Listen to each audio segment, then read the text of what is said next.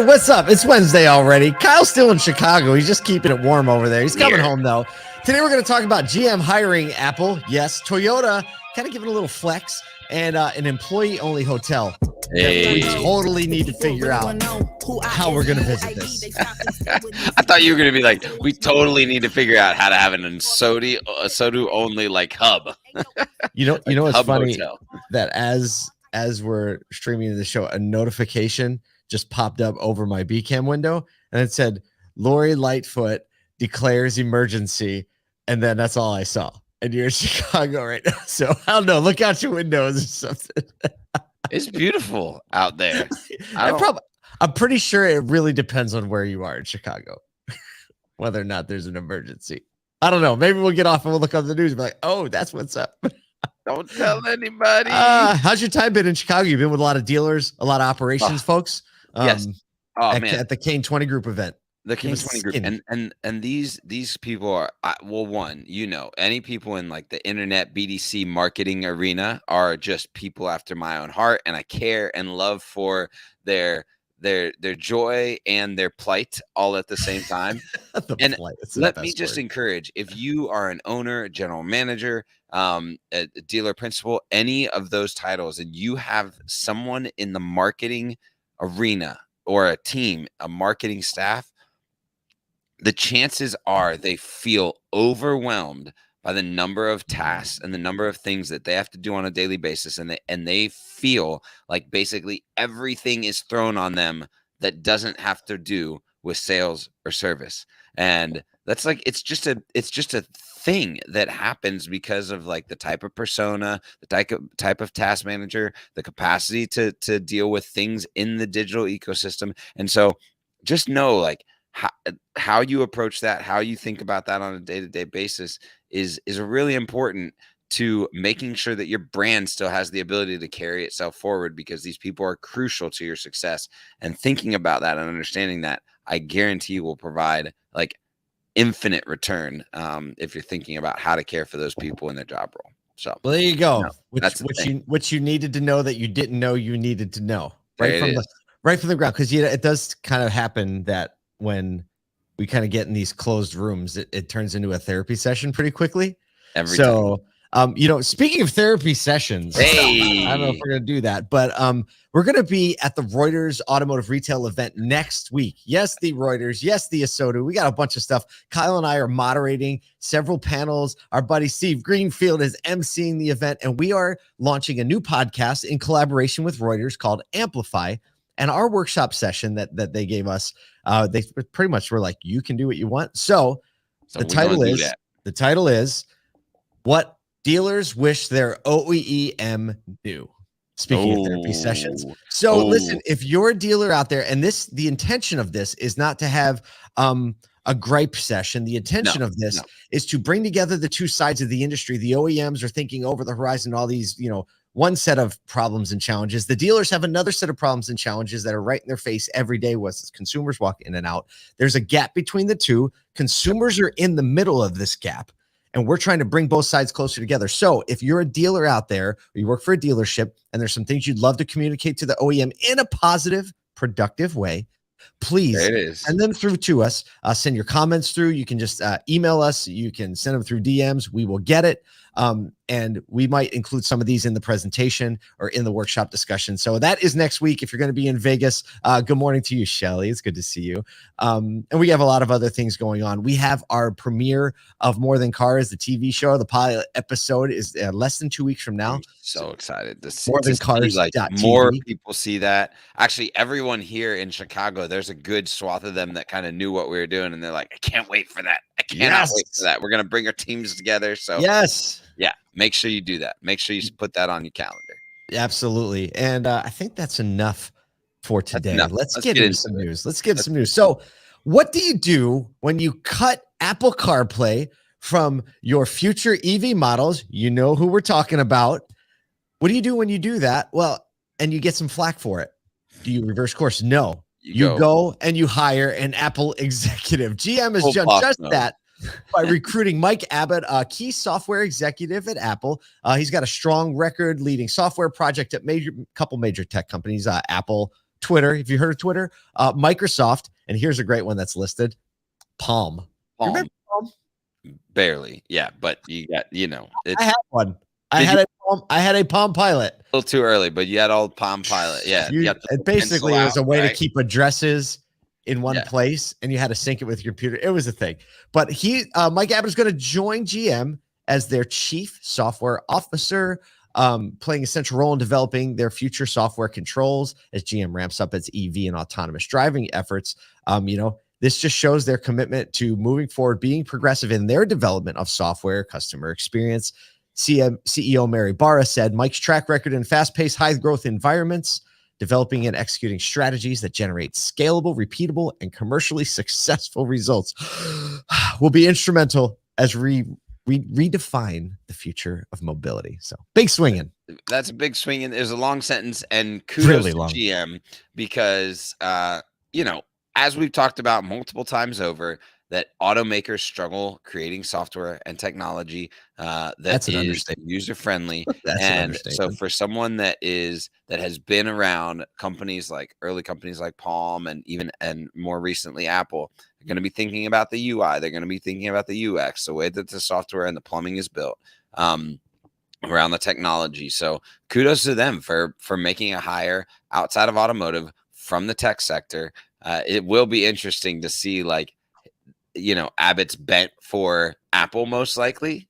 There's probably a personal bias there, and whether or not that influences a redirection of decision making moving forward. Yeah, absolutely. So, I mean, I don't know. I don't know that I have any more comments on this. No comment. You make a hire, but everybody knows that when you make a hire to totally change the trajectory you've been going in, there's a little bit of culture ingrained in big companies. Yep. Learn that firsthand. That is kind of hard to push back against. But hey, sometimes you just got to go against the grain. Speaking of going against the grain, segue. Another favorite. I like it. Today's kind of follow up. We have all these narratives going that we're able to keep up with. This one is about Toyota. When Toyota said they were getting more serious about their EV sales strategy, they weren't kidding. Earlier today, the company's CEO, it was I can't remember. It was May 10th. But in Japan. So it was yesterday, but today. So we'll call it today. The company's new CEO, Koji Sato, announced a projected 10% increase in operating profit and a 5-fold increase in EV sales. They're targeting 202,000 units worldwide. It's only been a month. This aggressive electrification push follows, easing global chip shortages. And so basically they said last month, we have a new plan. We're going to start executing on that. And then this month we're Q4 results are in and we're actually kind of way ahead. So this is a plan to lean into EVs more aggressively than originally. Akio Toyoda, the former CEO, was very bearish on EVs. And so basically what's happening now is they're saying, Koji Sato is saying the demand for EVs in China is a new demand. It's just starting. It didn't exist last year. It didn't even exist, 2 years ago, 12 months ago. He's this is new. We're focusing on it. And we're actually separating the EV strategy from the hybrid vehicle strategy, which seems to me really smart. Well, and he was very clear in the article and in his comments that this is primarily a push in Chinese markets, right? And we talked about that actually earlier this week, maybe it was yesterday, that the Chinese markets are adopting EV and adopting technology a lot quicker than other markets.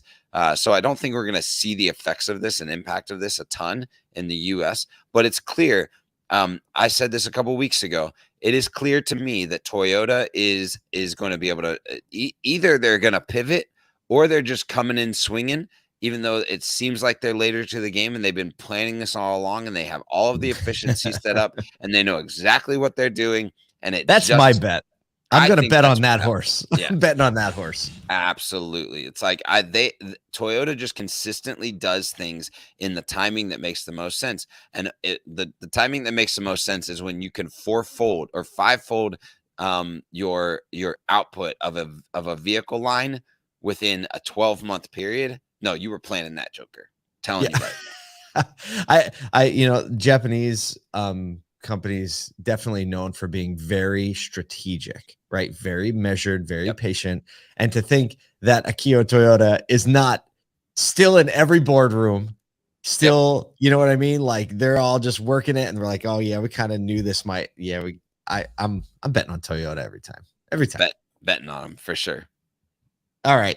Am I doing? Speaking of betting on a brand. Ooh. Stop. Segue.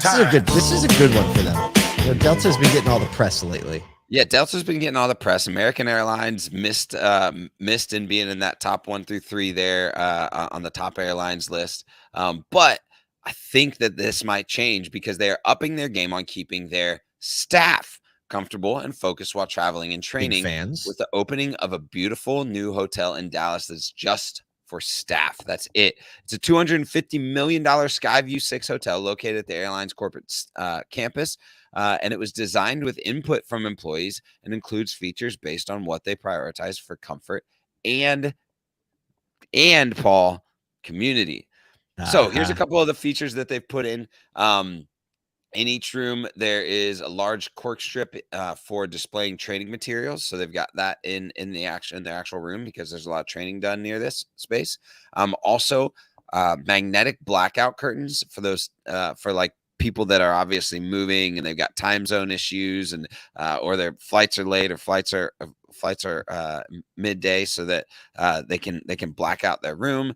And then a light in the bathroom that turns on automatically when the employees walk in. So they've done these like little creature you think about, Paul, these people are flying everywhere. They're staying in hotels everywhere. They see what city am I in? What day is it? Yeah. It's like, if I'm going to come there and I'm going to be in the central hub and we're going to be training, I'm going to be around a lot of other employees. We're going to make sure the best of the best, the way to do hotel is there.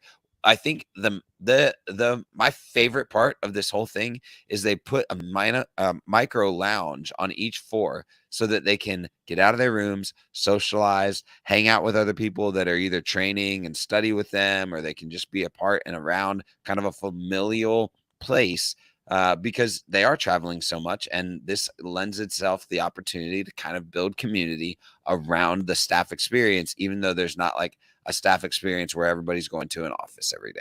Genius. Yeah, I like that too. And they say, and they said like they did that. So a lot of these things are just from suggestions from current and former staff, like the cork strip you mentioned, right? Suggestions. They have a recliner in every room, and that was actually came big from the pilots. The pilots like, can we get a recliner, right? So we can study and we can do this. The whole vibe of getting people immersed in your brand and your culture and setting the stage to do that well is so much more impactful than a lot of people, I think, realize.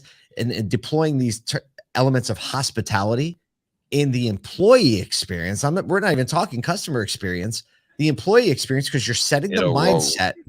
We're saying, how do we want to treat our customers, right? Yes. And so in dealerships every day, as you look around your facility and how you treat your team, you are absolutely setting the tone for how you want your team to treat each other, how you want your team to treat your customers. And to think that shoving people in a crappy break room that hasn't been painted since 1982 and has I know, and having a coffee machine that isn't coffee and having all that stuff, do you think that might just transfer to the tone of BDC reps on the phone, or to how people feel when they come in, or their enthusiasm to come in?